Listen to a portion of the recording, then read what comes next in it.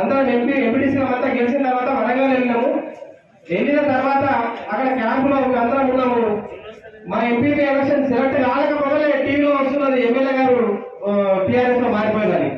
మా ఎంపీటీసీల కష్టాల ఇదనుకోవాలో ఏమో అర్థం కాలేదు, కానీ ఏం చేయాలో అర్థం కాలేదు. మేము అనుకున్నాం ఒకటే, మా అధిష్టానం ఎవరు, మా అధిష్టానం ఏంటి, ఒకడే మా దారసింగ్ అన్న, ఎవరు పోతే మాకేందని చెప్పి మేము గట్టిగా ఉన్నామంటే ఒక దారసింగ్ అన్న వాళ్ళు. దారసింగ్ అన్న గారు ఒక ఎంపీటీసీలు సర్పంచులు ప్రజాప్రతినిధులు చేసిన మూలంగా దారసింగ్ అన్న ముఖ్యంగా మా రమేష్ మహారాజ్ గారు ముఖ్యంగా ధన్యవాదాలు తెలియజేసుకోవాలి సార్. రూలింగ్ ఉన్నప్పుడు ఎవరో వస్తారు పోతారు, కానీ మమ్మల్ని పెంచి పోషించింది ఆపదలు ఆదుకున్నంటే మా రమేష్ మహారాజ్ గారు ఎక్కడున్నా ఆయన చల్లగా ఉండాలని చెప్పి మేము కోరుకుంటున్నాం సార్. అదేవిధంగా ఎంపీ కూడా దాని అన్ని కూడా మా సహాయ శక్తుల 10 ఉన్నా లేకున్నా అన్ని సమస్యలు తీర్చడానికి మనోరెడ్డి